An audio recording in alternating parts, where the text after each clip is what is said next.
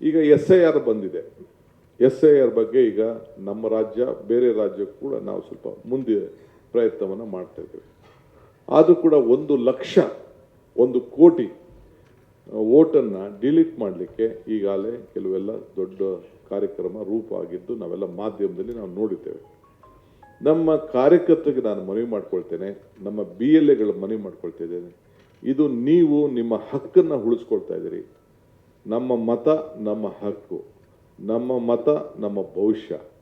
ಈ ಸಂದರ್ಭದಲ್ಲಿ ತಾವು ನಿಮ್ಮ ಬದುಕಿಗೆ ನಿಮ್ಮ ಮತವನ್ನು ನಾವು ಉಳಿಸ್ಕೊಳ್ಬೇಕು.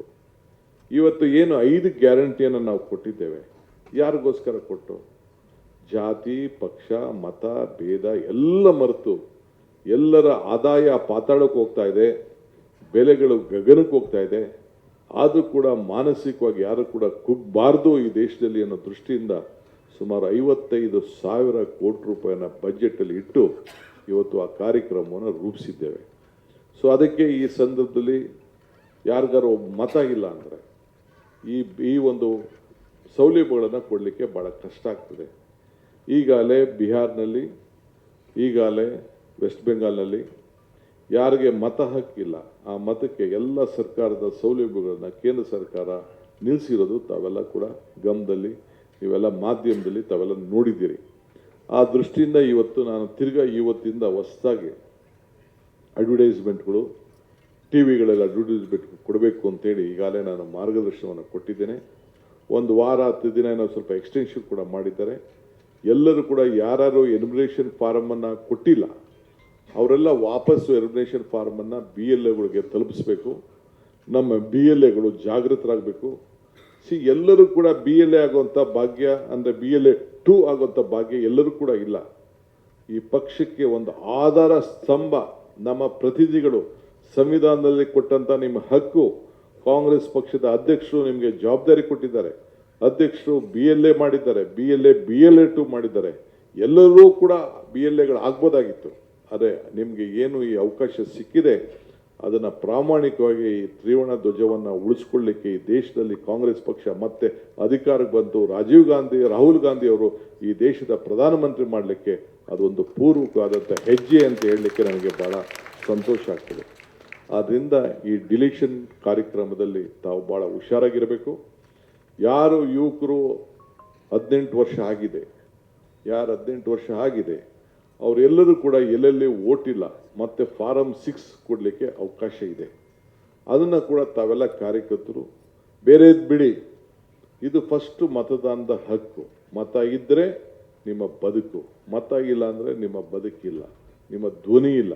ಯಾವ ಮುಖಾಂತರ ನೀವು ಪಂಚಾಯತಿಂದ ಪಾರ್ಲಿಮೆಂಟನ್ನು ನಾಯಕರನ್ನ ನೀವು ಆಯ್ಕೆ ಮಾಡ್ತೀರಿ?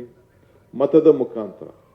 ಆವತ್ತು ಬೇಕಾದಷ್ಟು ಜನ BJPಯವರೆಲ್ಲ ಟೀಕೆ ಮಾಡಿದ್ರು, ಜನಸಂಘದವರು ಟೀಕೆ ಮಾಡಿದ್ರು, ದಳದ ಜನತಾ ಪಾರ್ಟಿ ಅಂತ ಇತ್ತು ಆಗ ಟೀಕೆ ಮಾಡ್ತಿದ್ರು. ರಾಜೀವ್ ಗಾಂಧಿ ಅವರು 21 ವರ್ಷದಿಂದ 18 ವರ್ಷಕ್ಕೆ ಮತ ಇಡಿಸಂಥ ಸಂದರ್ಭದಲ್ಲಿ ನಾನು ಚಂದ್ರಶೇಖರ್ ಮೂರ್ತಿ ಅವ್ರ ಹತ್ರ ಫಾರಂ ತೆಗೆದುಕೊಂಡು ನಾನು ಪಾರ್ಲಿಮೆಂಟಲ್ಲಿ ಆ ಸಂದರ್ಭ ನಡೆದಾಗ ಹೋಗಿ ನಾನು ಕೂತಿದ್ದೆ. ಆ ಫೈನಲ್ ಡಿಸ್ಕಷನ್ ನಡೀತಿದ್ದು.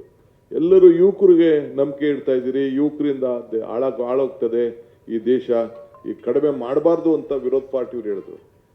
ಆದರೆ ರಾಜೀವ್ ಗಾಂಧಿ ಅವರು ಒಂದು ಮಾತು ಪಾರ್ಲಿಮೆಂಟಲ್ಲಿ ಏನು ಹೇಳಿದ್ರು ಅಂತಂದರೆ, ನೋಡಿ 16ನೇ ವಯಸ್ಸಿನ ಯುವಕರಿಗೆ ಯಾರು SSLC ಪಾಸ್ ಮಾಡಿರ್ತಾರೆ ಆ ಪಾಸ್ ಮಾಡಿದಂಥ ಯುವಕರಿಗೆ ನಾವು ನಮ್ಮ ಏನು ಮಿಲಿಟ್ರಿಗೆ ತೆಗೆದುಕೊಂಡು ಅವನಿಗೆ ಉದ್ಯೋಗವನ್ನು ಕೊಡ್ತೇವೆ. ಅವನು ಕೊಟ್ಬಿಟ್ಟು ಈ ದೇಶ ಕಾಯಿ ಅಂತೇಳಿ ಅವನಿಗೆ ಬಂದೂಕವನ್ನು ಕೊಟ್ಟು ನಮ್ಮ ದೇಶದ ಭಾಗದಲ್ಲಿ ಗಡಿ ಭಾಗದಲ್ಲಿ ಅವನಿಗೆ ಬಂದೂಕ ಕೊಟ್ಟು ನಾವು ಅವನಿಗೆ ರಕ್ಷಣೆ ಮಾಡುವಂತ ಹೇಳ್ತೇವೆ. ಆದರೆ ಇವತ್ತು ನಾವು ಪ್ರಜಾಪ್ರಭುತ್ವ ವ್ಯವಸ್ಥೆಯಲ್ಲಿ ಪಂಚಾಯತಿಂದ ಪಾರ್ಲಿಮೆಂಟ್ವರೆಗೂ ಈ ದೇಶ ಕಾಯಿ ಅಂತೇಳಿ ಆ ಯುವಕನ ನಂಬಿ ಬಂದೂಕ ಕೊಡ್ತೇವೆ. ಆದರೆ ಪಂಚಾಯತಿಯಿಂದ ಪಾರ್ಲಿಮೆಂಟ್ವರೆಗೂ ನಾಯಕರನ್ನು ಆಯ್ಕೆ ಮಾಡ್ಕೊಳ್ಳಿಕ್ಕೆ ಆ ಯುವಕನನ್ನು ನಾವು ನಂಬಲಿಲ್ಲ ಅಂತಂದರೆ ನಾನು ಈ ಸ್ಥಾನದಲ್ಲಿ ಇರಲಿಕ್ಕೆ ಅರ್ಹಲ್ಲ ಅಂತ ಹೇಳಿ ನಾನು ಭಾವಿಸ್ಕೊಂಡಿದ್ದೇನೆ. ನನಗೆ ಈ ದೇಶದ ಯುವಕರ ಮೇಲೆ ನಂಬಿಕೆ ಇದೆ. ಅದಕ್ಕೆ ಈ ಒಂದು ಸಂವಿಧಾನದ ತಿದ್ದುಪಡಿಯನ್ನು ನಾವು ಮಾಡ್ತಾ ಇದ್ದೇವೆ. ನೀವು ಸಹಕಾರ ಕೊಡಬೇಕು ಅಂತೇಳಿ ಮನವಿ ಮಾಡಿ ಅವತ್ತು ಈ ರಾಷ್ಟ್ರಕ್ಕೆ 21 ವರ್ಷದಿಂದ 18 ವರ್ಷದಲ್ಲೂ ಕೂಡ ಮತದಾನ ಹಕ್ಕು ಬಂತು. ಸೊ ಹಂಗೆ ಇದು ಯುವ ಜನಾಂಗದ ಒಂದು ದೊಡ್ಡ ಶಕ್ತಿ ತುಂಬುವಂಥದ್ದು ಯಾವುದಾದ್ರು ಸಂದರ್ಭದಲ್ಲಿ ಈ ದೇಶದಲ್ಲಿ ನಡೆದಿದೆ ಅಂದರೆ ಕಾಂಗ್ರೆಸ್ ಸರ್ಕಾರ ಇದ್ದಾಗ ಮಾತ್ರ ಇವತ್ತು ನಡೆದಿದೆ. ಇವತ್ತು ನಾವು ಮತ್ತೊಂದು ನೇರವಾಗಿ ಮತದಾರರ ದರೋಡೆ ಇವತ್ತು ನಡೀತಾ ಇದೆ. ನಾವೀಗ ಕ್ವಿಟ್ ವೋಟ್ ಚಳುವಳಿ ಮಾಡಬೇಕಾದಂಥ ನಮ್ಮ ಕರ್ತವ್ಯ ಇದೆ.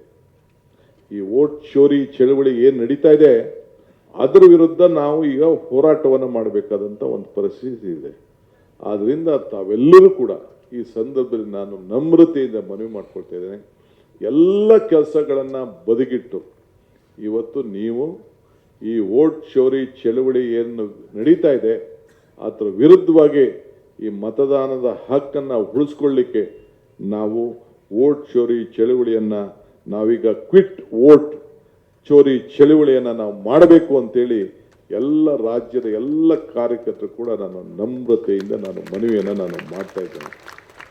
ಸೊ ನಮ್ಮ ವಾರ್ಡ್ನಲ್ಲಿ ನಾವೆಲ್ಲ ಇವತ್ತು ಮಾಡಬೇಕು.